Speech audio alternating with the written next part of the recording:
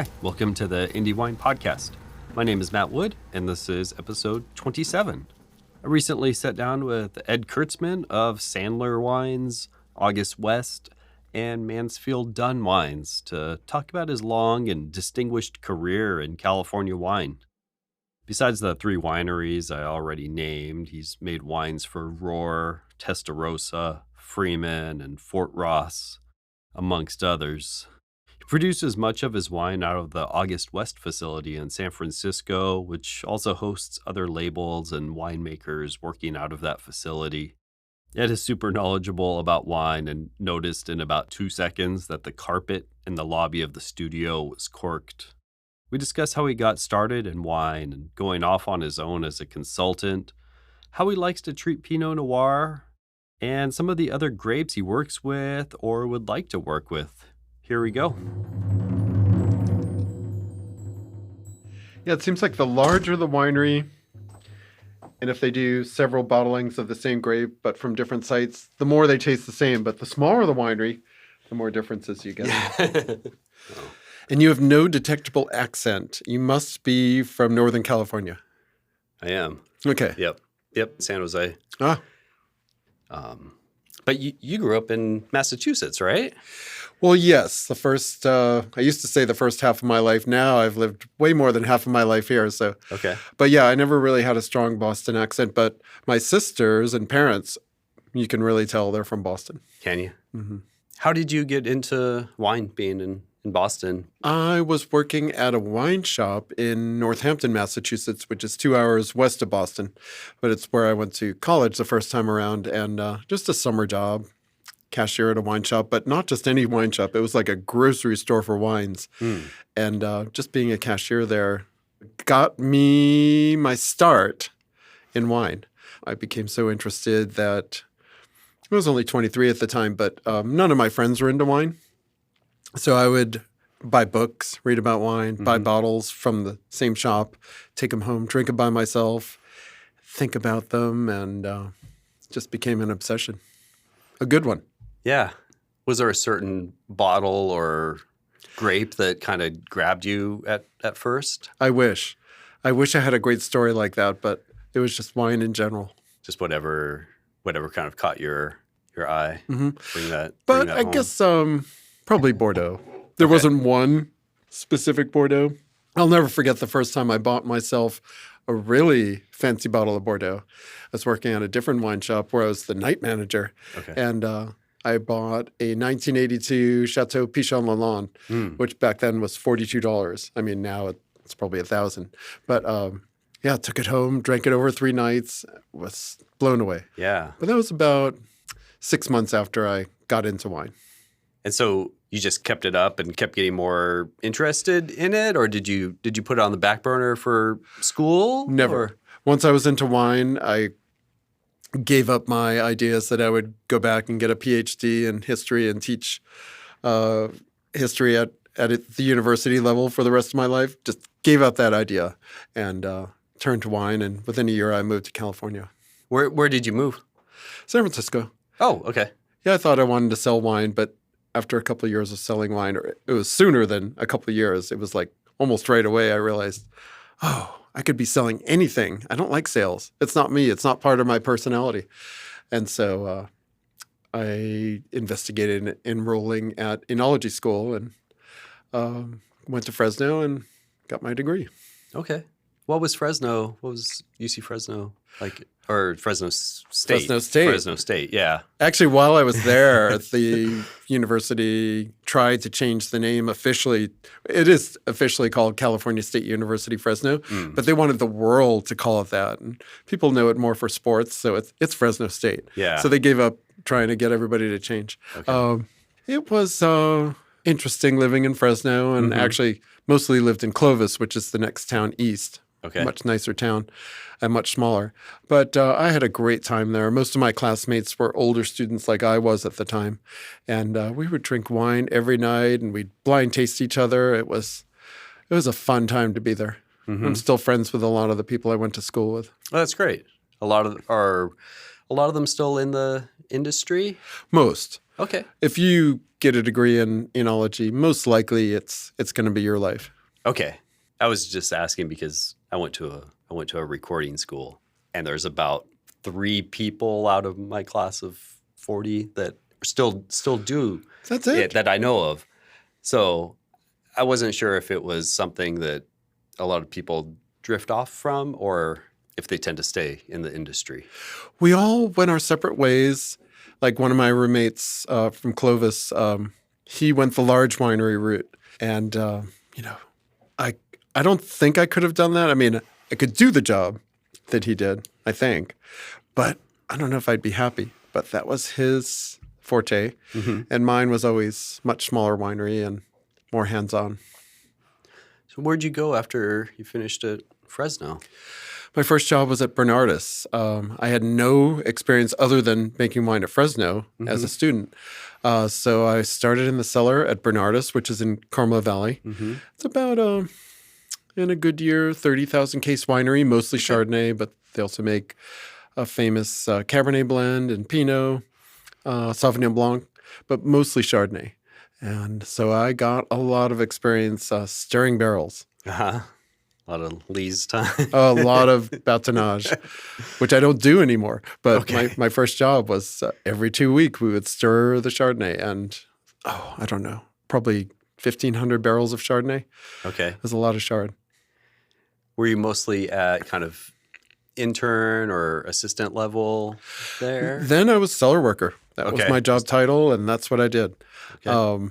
Sure, we could tell or we could give opinions to the assistant winemaker and the winemaker, and they would listen to us. But my job was cellar worker. Yeah. How long were you there for? Only 7 months, because a great job opportunity came up at Chalone, which is also in Monterey, and for the enologist position. And I went head-to-head against a really close friend of mine.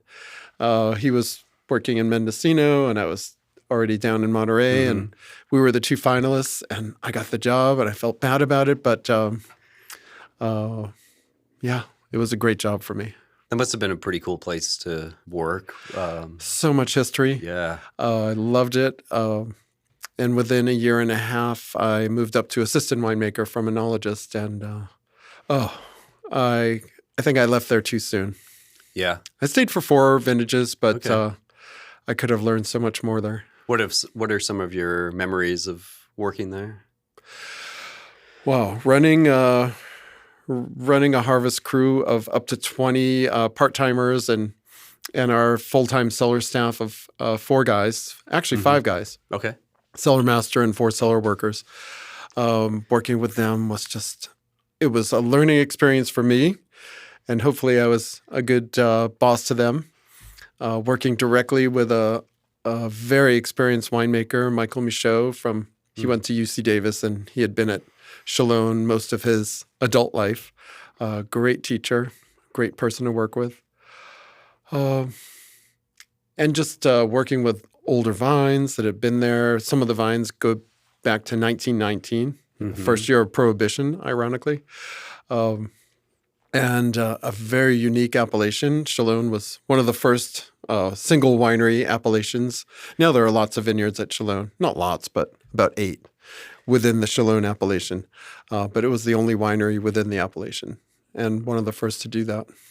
And you were there after they had power and everything, right? They did for a while. Weren't they trucking? They were trucking water and. Oh, so you know about the history of Chalone? Well, I don't know, like you know it, but I've heard a little bit, I guess. Yeah, there was a pipeline for water that went down to the Salinas River. There was PG&E power. I got there right after PG&E brought the power up there. Okay. It was expensive, took years, but they finally did it. But yeah, the old generators are still there in case they have a power outage. Oh, wow. They're bigger than this room, the generators. They're humongous. Yeah, I imagine cooling those tanks and everything must need some pretty big generators. A lot of power, yeah. Yeah. What made you feel like you left there too early? Well, looking back. That's a really good question. I knew I was ready to be a winemaker in title. And I was 35 at the time. Yeah, I was 35. And my mentor, Michael Michaud, was leaving, and they brought in another guy who was going to be my boss. But I thought I was ready to step up and be the winemaker. And so I guess that didn't sit too well with me. So I left probably too soon. I probably could have learned a lot from this winemaker they brought in. Really good guy, Dan Carlson. Okay. But I quit all of a sudden and went off and thought I was going to go to France. Thought I was going to go do a stage in France. But I got offered a job in Los Gatos at Testarossa Vineyard as the winemaker. And so that was enough to keep me in the States. Yeah. Did you have the stage all lined up and everything in France? Oh, yeah. In Savigny-les-Bains. Jean-Marc Pavelot. Oh, okay. I was going to work there. I didn't get the legal stuff lined up. I went to the French consulate, and that would have been a long process. But I got the job at Testarossa before I made it through all the paperwork to go to France legally. Okay. So Testarossa, so that was the old novitiate? You know winery? A lot about wineries. Yes, absolutely. Okay. And they're still there. Yeah. When I was there, we just had one section of the old novitiate winery, but since I left, they've taken over the entire facility. Okay. It's a large facility. How much of the old facility and the infrastructure did you use at the time? A lot of it. We didn't use any of their old concrete fermenters. They were above where we worked, but they were cool to look at. Mm-hmm.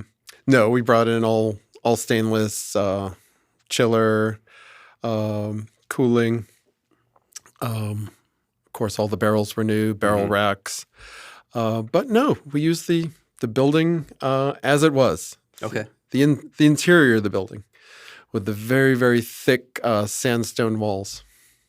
Oh, sandstone. Okay. Interesting. So how was that as your first winemaking gig? It was good. I learned a lot about working with vineyards. So it was all purchased fruit. Okay. Testarossa didn't and still don't have their own vineyards. So I got to work with some of the best growers, mostly in Santa Lucia Highlands and down in Santa Maria Valley. I still work with those guys. I still work with a lot of Santa Lucia Highlands fruit, and met a business partner while I was at Testarossa, and he planted a Russian River vineyard, and he's still my business partner. I think, did I bring you that bottle tonight? No, I brought a Cortada Alta from Santa Lucia. But the vineyard up in Russian River is Graham Family Vineyard. Was that your first time kind of working a lot with Pinot? Well, the first time I worked with Pinot was actually at Bernardus, my first job. Okay. And I will never forget the day that we got, it was Biennacido Pinot, a vineyard I still work with today for my own label, Sandler. But the day the Pinot was coming in, or we knew the Pinot was coming in a few days in advance, and Don Blackburn, who sadly is no longer with us, another great mentor, he was the winemaker at Bernardus, he said, okay, everybody, we're getting Biennacido Pinot this week. The day that it comes in, bring a bathing suit. But I'm not going to tell you why until the Pinot gets here. And we, of course, we had an idea that we'd be inside the tank, and we were, and it was just an amazing time, all of us inside the tank of Biennacido Pinot foot trading. Yeah. What other wines were you making at Testarossa? Oh, we made mostly Pinot. Second was Chard. We made Syrah. Back then, I believe that's all we made. But Pinot from Pizzoni Vineyard, Gary's Vineyard, Rosella's Vineyard. It's a lot of the kind of greatest hits of Santa Lucia. Right? Yeah. And also Biennacido Vineyard, continued working with them. What did we get for Chardonnay? We actually got Pizzoni Chardonnay. There's very little at Pizzoni Vineyard, but we got that. Biennacido Chardonnay. Why can't I think of what other Chardonnays we made? But it was mostly Pinot. And the Syrah was from Gary's Vineyard. How long did you stay there? 4 harvests. Four harvests? Yep. Okay. 1 harvest Bernardus, 4 at Chalone, 4 at Testarossa, and then ever since early 2003, I've been on my own. Okay. But worked with amazing wineries, and I just celebrated my 20th anniversary with Freeman, who's up in the Russian River. Wow. Nice. Longest job of my life. I don't think that's a record I could possibly break. Worked with Fort Ross for 4 years, Roar for 6 years. Those are the most famous. Now Mansfield Dunne in my 14th harvest with Mansfield Dunne. August West in our 22nd harvest. Sandler in my 21st. So after Testarossa, you just jumped to sort of consulting, I guess? Is that... Consulting. Yeah. Exactly. Yeah, because August West is still too small to make a living on. Sandler, way too small. So definitely need the consulting jobs to actually make a living as a winemaker. Do you prefer kind of being on your own and having the consulting and sort of the different, working with a lot of different people and kind of the different irons in the fire, so to speak? I do like the freedom of that. There's also a lot of uncertainty and a lot of money worries, but I'm a terrible employee. Okay. I don't get along with bosses that well, except for the mentors that I mentioned. So it's better for me to be on my own. Okay. I'm very opinionated, and at harvest time, come to blows with other people sometimes. Okay. I try not to, but it just happens. Yeah. Just over picking decisions and grape treatment. Logistics. Decisions and logistics. Yes. Okay. Mm-hmm. When was the August West winery? When did you move into that? That started while I was still at Testarossa in the harvest of 2002. Okay. We started August West. It was just 3 tons of Rosella's Pinot, and that's where we started. My other partner, first partner was Gary Francioni. The second partner was Howard Graham. He didn't have a vineyard yet. We found in the land in 2001 up in between Grayton, Sebastopol, and Occidental. Okay. That area in there, right actually on the same street as Iron Horse. But that vineyard wasn't planted until 02 and no first crop until 04. So our first 2 years of August West, 02 and 03, we only made 3 tons of Rosella's Pinot each year. So really small. Okay. But after I left Testarossa, we took the barrels of Rosella's up to, where did we age them? At Siduri. Oh, okay. We aged them and bottled the 02 vintage at Siduri. But then by that time, I had the job at Freeman, where I was the full-time winemaker as a consultant. But we made August West at Freeman, 03 through 06. And then in 07, I became Roar's winemaker, and we moved August West down to San Francisco, where we started making Roar. Okay. How is it running a winery and winemaking in San Francisco? Oh, you would think it would be very different. It is different that we don't have any vineyards out our front door. Mm-hmm. The closest vineyard, well, there's one in Bernal Heights, but I think it's yet to produce an actual Pinot grape to turn into wine. It's just so cold here and windy, and there are actually a lot of gophers in Bernal Heights, so they've had trouble, getting those vines established. The gophers just eat the roots. So yeah, the closest vineyard's probably maybe in Woodside in the Santa Cruz Mountains. Okay. But other than having no vineyards outside our door, it's really no different.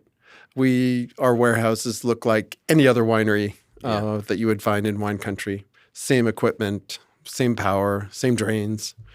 Everything's the same once you're inside. You're pretty close off the freeway, I think, also, right? We're right where 101 and 280 cross each other.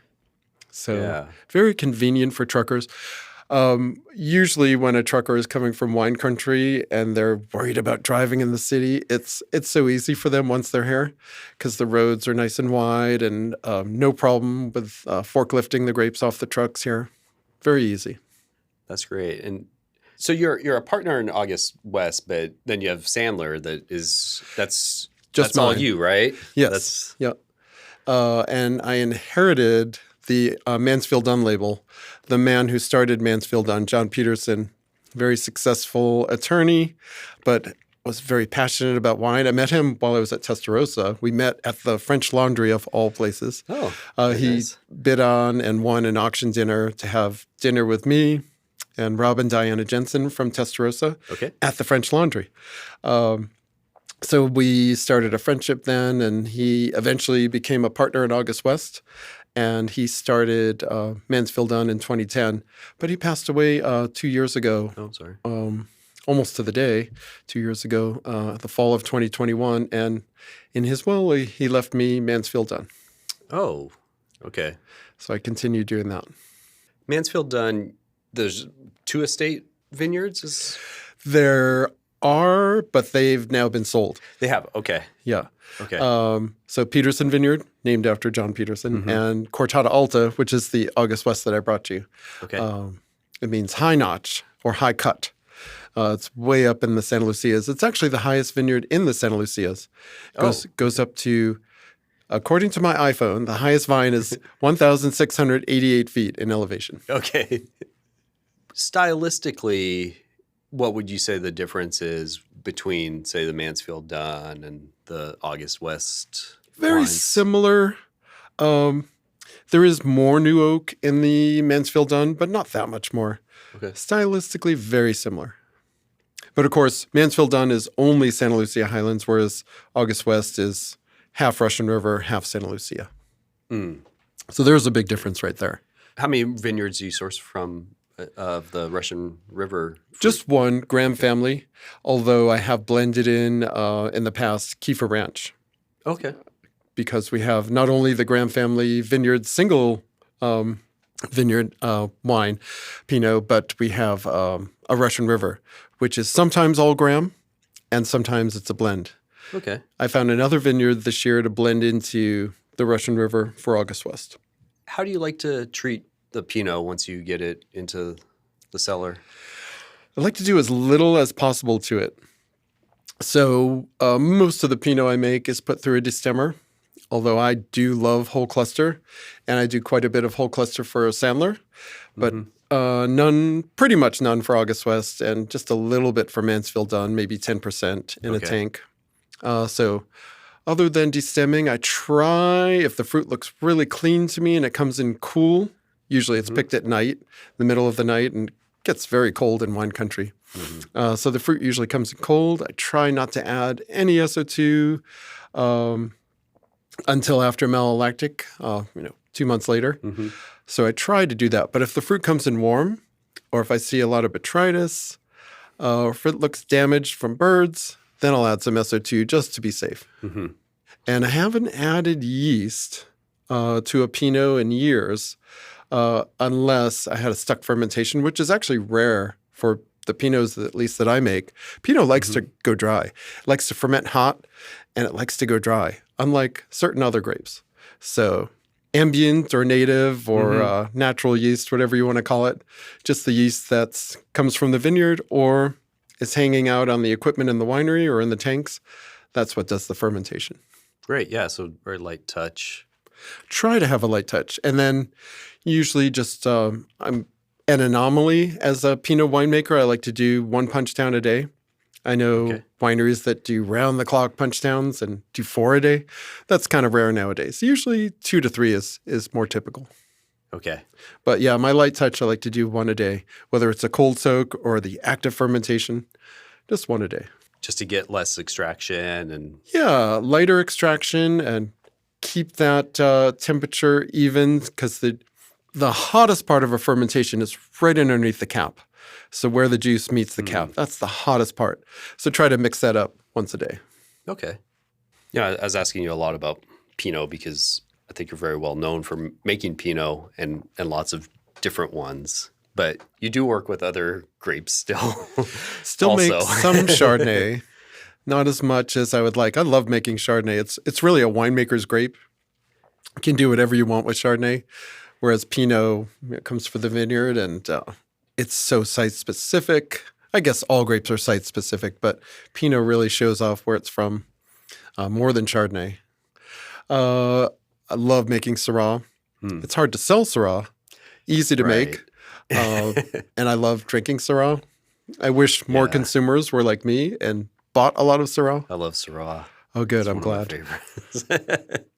I tend to make my Syrahs 100% whole cluster, and I think it appeals to more people, 100% whole cluster in Syrah than 100% Pinot, whole cluster in Pinot. And a lot of people don't even notice the stemminess of 100% whole cluster Syrah, whereas with a Pinot, it's so obvious for the first few years. Do you have a favorite area to get Syrah from? I love the Santa Lucia Highlands Syrah. It's not as ripe as like a Russian River Syrah. But and even I've had many Biennacido Syrahs. They get much riper than Santa Lucia. I wouldn't say that about the Pinot at Biennacido. I think it doesn't get quite as ripe usually as SLH or Russian River Syrah, Pinot, but the Syrahs from way down south and way up north, much riper than SLH. So I like the less ripe Syrah that comes from SLH. How many? Are you making any other varietals currently? I know you've done Zin in the past. I wasn't sure if you still do any. I have made cabs, made my first Merlot in 2022, and I'm bringing Zinfandel back into the Sandler fold this year. Oh, really? Okay. So we have a custom crush client that decided not to make wine this year, and they were under contract for some beautiful Zinfandel from certified organic old vine vineyard in Mendocino called Poor Ranch. Oh, yeah. It's a great vineyard. Great vineyard.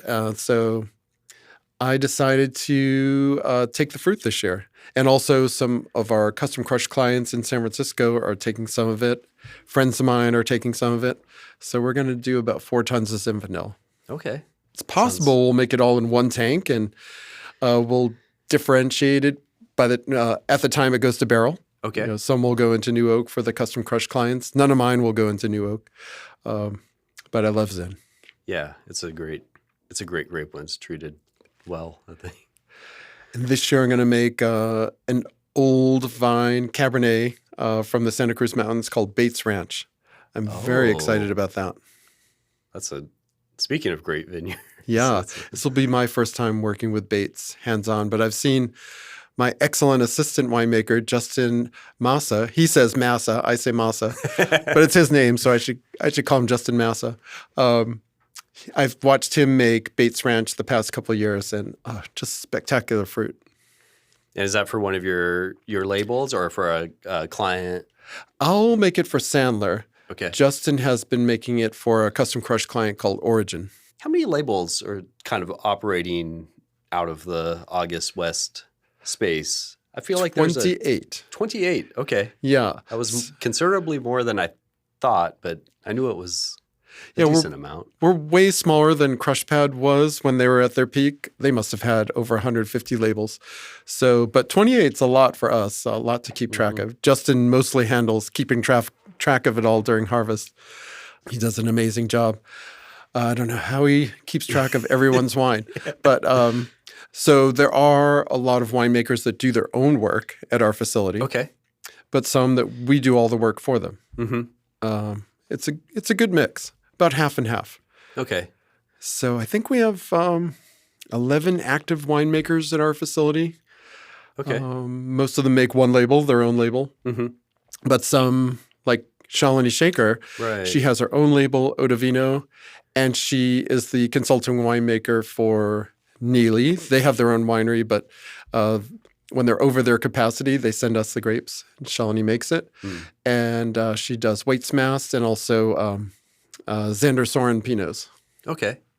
Tom Leaf, another consulting winemaker at our facility, hasn't had his own label for years, but he does 5 labels at our facility. Okay. So he's a hands-on winemaker. Yeah.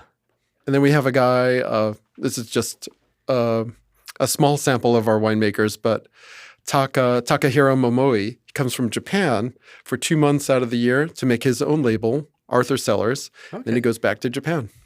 Okay. He was my intern for 10 years, but now he's just making his own label. Interesting. Well, yeah, 2-month visit for harvest and fermentation and everything. And then he goes back to his day job, which is producing TV shows and movies and commercials in Japan. Okay. Not too dissimilar from what you do. Yeah. Yeah. I think that's the furthest I've heard of someone coming for crush for their own label. I know there's some that maybe are in LA and they come up here to make their wines, but I haven't heard of from Japan. Yeah, we have just a few, other than Taka, we have just a few that are not local. So a group from LA. They're the ones, JC Winemaker. They're the ones that gave up the Zinfandel contract that I jumped on. Okay. And I have a couple East Coast clients, Virginia and New York, that I make wine for them. And once a year, we bottle their wine and ship it all the way to the East Coast. Okay. What percentage of the wines that you make or that you consult for do you make at the August West facility? Oh, everything that I make is made here in San Francisco, except for my main consulting job, Freeman. They have their own winery, Ken and Akiko Freeman, in the Russian River. A beautiful facility. It's such a pleasure to work up there. It's so not hectic. It's just a joy. And I wish I could work there every day. I wish there was room to have all the wines that I make up there. Yeah. It's a wonderful facility. I saw a photo from Ken Zinn's the other day of you bottling some wines there. Yeah, a after couple weeks ago. all the years that I've known Ken and all the wines that I've bottled with Ken, finally he made it to Freeman. We've been inviting him for years. But usually when he's not bottling for us, he's at Brock Cellars over in Berkeley. Yeah, I know he's over there quite a bit. How has your winemaking style changed over the years, if you think it has? You do anything differently than you used to? I definitely have lightened up on the ripeness. Okay. That's been a big change. So I was a new Pinot maker back when not everybody, but a lot of people were picking super ripe just to get those ripe flavors and get the big scores. I've never been big on the publications and the scores, but other people were. And so they thought they needed to pick really ripe and strong flavors and dark colors, even for Pinot. If you let it get super ripe, it'll get dark. Yeah. But I've lightened up and I've been trying to get higher acidity in my Pinots and less alcohol. So that's been a big change, but gradual over the years. Mm-hmm.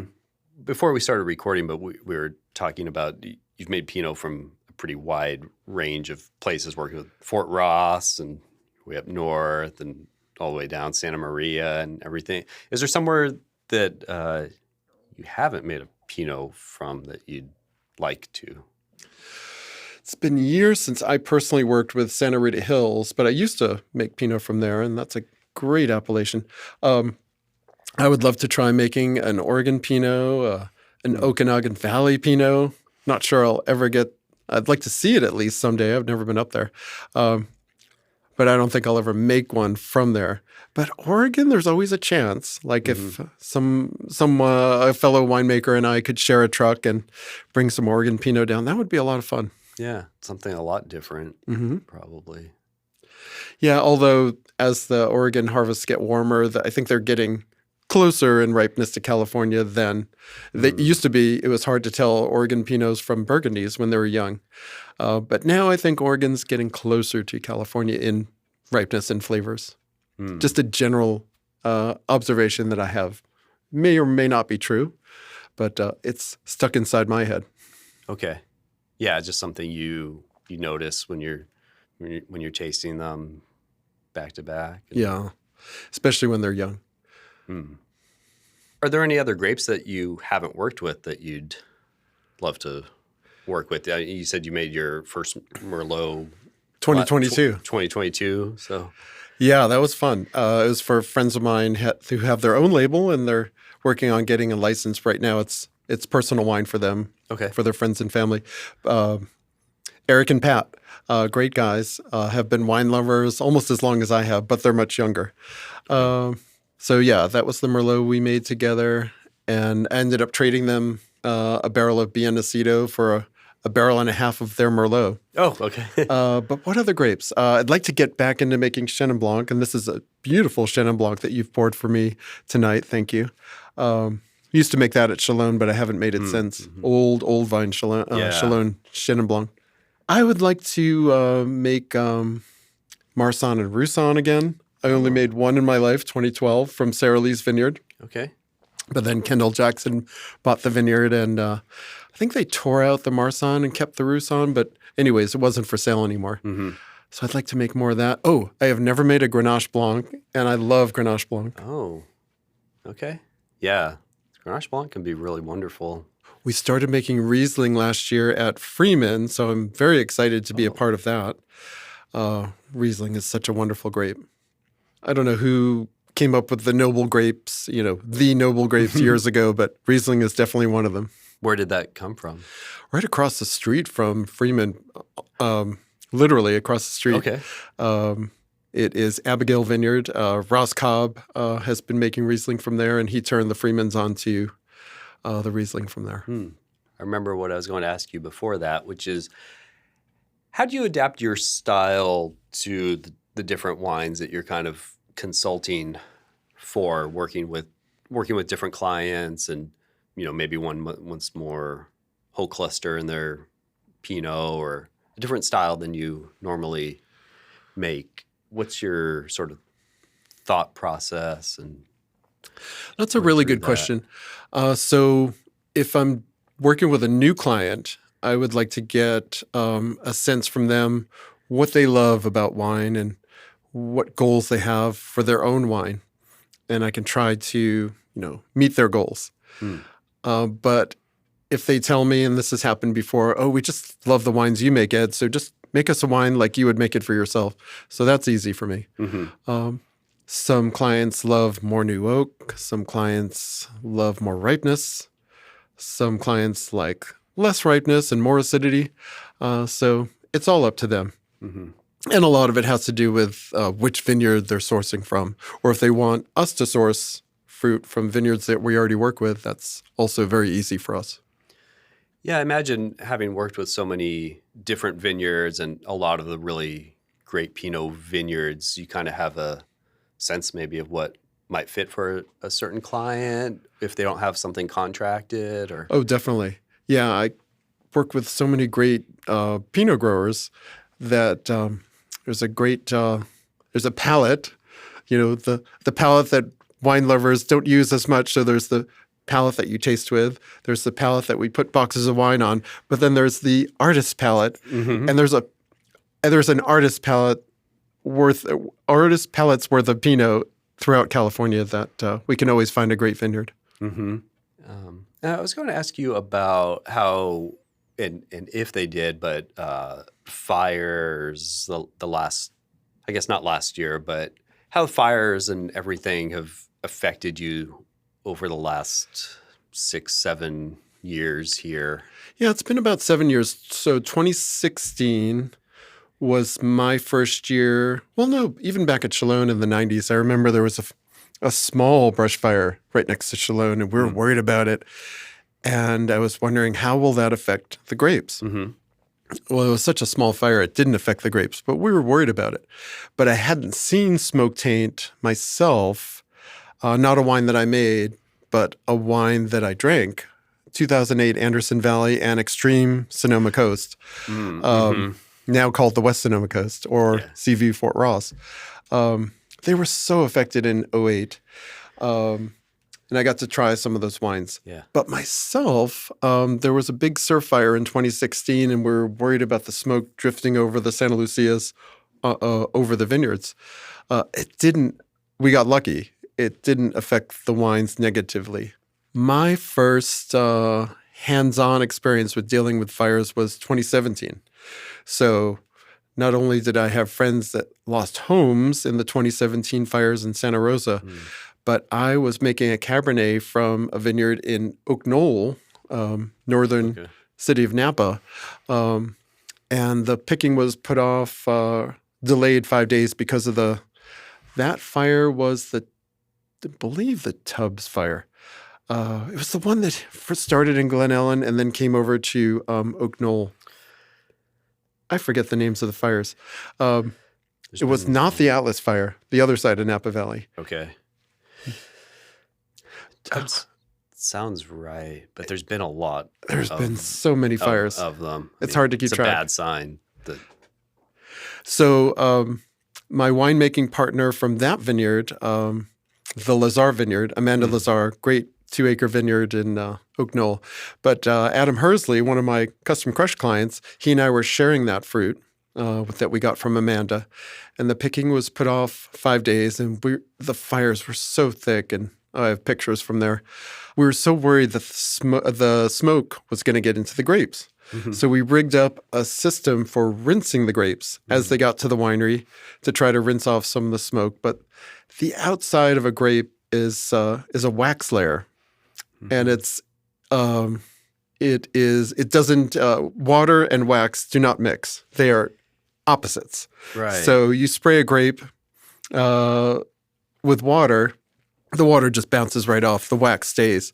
So after about 1/2 ton, 1 bin of grapes, we said, oh, this is just so labor intensive and who knows if it's doing any good. So after 1 bin, we stopped rinsing and we made the wine and there was no smoke taint. So we got lucky. Okay. Either the smoke came at the wrong time, the grapes were already so close to being harvested, or the smoke did not hang over the vineyard long enough to penetrate the grapes. We got really lucky. Go ahead. Oh, I was going to say, and you otherwise just made it kind of a standard way. You didn't have to treat it or anything beyond no treatment at all. A small amount. No new oak for me at all, which would have been my normal way of making Cabernet anyways. And Adam, I think, used less new oak because he was worried about smoke taint. I believe that's true. But his wine is fine. My wine's fine. 2020 was the year we really got affected by smoke. Okay. Especially in the Santa Lucia Highlands. The fire, that was the river fire. I'll never forget that one. It came within a mile of Cortada Alta. The vineyard was saved. The beautiful homes at Cortada Alta were saved. But the grapes were not saved. They were so smoky. And since John Peterson owned the vineyard, and, with all the farming costs, he had already paid for the grapes himself. So we made the wine just to see, how smoky it would be. Worse than you could ever imagine. It was like drinking barbecue sauce. Really? Dry barbecue sauce. Yeah. So we kept it around. We tried to sell it on the bulk market. I tried to give it away to distilleries to see if they could make a smoky brandy. Nobody wanted it. So we got permission from the TTB.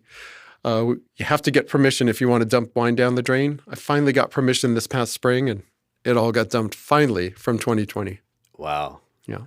Took that long to I guess there must have been a few other folks trying to get permission to dump their wine also, I imagine. Oh, yeah. I'm sure a lot of people did. And probably backed up with requests. it's too bad we didn't think of sending the wine to a distillery first, because I'm sure the distilleries were inundated with smoky wine. Yeah, I think I read about a couple wineries sending it to some distilleries. Yeah, so that was the worst smoky year of my life. And then since 2020, we've been lucky on the coast, and looks like, at least for now, 2023 could be the 3rd year in a row when we're not seeing big wildfires near the vineyards along the coast. And actually inland this year, we're not seeing the fires. 21 and 22, we saw huge fires in wine country in the foothills close to Yosemite and the Nevada border, but not this year. Yeah, El Dorado got it really bad. Really bad. How are you feeling about the 2023 vintage? Well, I think the vines are really happy. They loved the extra water they got last winter. The cool spring led to a very late, all the water and the cool soil and the cool weather led to a very late bud break. So things got off to a really late start. So we're looking at 3 weeks to a month behind the past couple of years. But the quality that I've seen in the vineyards has been excellent. A lot of mildew pressure this year with the extra water and the cool weather and the fog. But most vineyards look really healthy. Pretty decent crop. Not a huge crop, but pretty decent. Okay. So just have to wait for it to finish its ripening. And it's all going to start this week for us in San Francisco with, let's see, our first fruit will be Albarino, not for my label, but for one of Tom Leaf's clients from the foothills. And then Shalini's going to make some St. Laurent very soon, but she's getting Pinot for Waits Mast, I think, this weekend. And, her own Eau de Vino, the very first Chardonnay she's getting this weekend from Mendocino. So it's all starting. That's great. Yeah, it must feel good to have some stuff starting to roll in after it being so late this year. Yeah. We're so used to starting in August. But this year, definitely a September start. Some vineyards will not get picked until October, and I can see maybe some Petit Verdot in Napa Valley getting picked in November. We'll see. Mm-hmm. Definitely Santa Lucia Syrah, probably November. Okay. Any new releases on the horizon or Well, people I to made look out for? Grenache again from Sandler for the first time since 2018, but I think I didn't make enough to add into one of my special packs. For Sandler, I always come up with these mixed packs and I sell at a really good price, but I don't think there's enough Grenache to add to one of those. So it'll probably be mailing list only and a select number of Bay Area restaurants. The same with the Merlot, that was just a small amount. New projects or releases. Well, I'm really excited to make Zinfandel again in 2023. So that'll be exciting for me, at least. Hopefully my customers will think so too. Did not find Chenin Blanc this year. We tried a little bit in the spring, but didn't find any. Okay. I'll try again next year. It's always next year. And I'll try to find Grenache Blanc. What's the best way for people to find your wines? Well, either on the various websites, augustwestwine.com, sandlerwine.com, or Mansfield, like Jane Mansfield, -Dunne, DUNNE.com. So those three websites. Or on those websites, find my phone number or find my email addresses and send me an email and just come taste in San Francisco. We actually have a very nice tasting room that hardly anyone knows about. We used to have 1 or 2 open houses a year, and hopefully we can start that again soon. But the tasting room for now is the best way to taste my wines in person. Great. Well, thank you so much. Thank you very much. It was a pleasure. And what a great studio you have. Oh, thanks. Any winemaker listening, get in touch with Matt and see if he's interested in interviewing you. Yes, please do. Thanks for listening to my conversation with Ed today. He's making great site-specific wines from wonderful vineyards. He's also so open with the winemaking process, and there's a long list of winemakers he's mentored or advised along the way. Like Ed said, he has lots of fun packs of wines he puts together on the Sandler site, and you can sign up for the mailing lists of Sandler, Mansfield Dunne, or August West on those respective sites also. You can follow the podcast on wherever you're listening and the Instagram at Indie Wine Podcast. And feel free to email indiewinepodcast@gmail.com with comments, questions, or feedback. If you can tell your wine friends about the podcast too and help spread the word, I'd really appreciate it. Rating or subscribing helps too. There's also now a Patreon setup if you feel like supporting the podcast monetarily to hopefully allow for more episodes, more travel, and to help defray other costs. The link is in the show notes.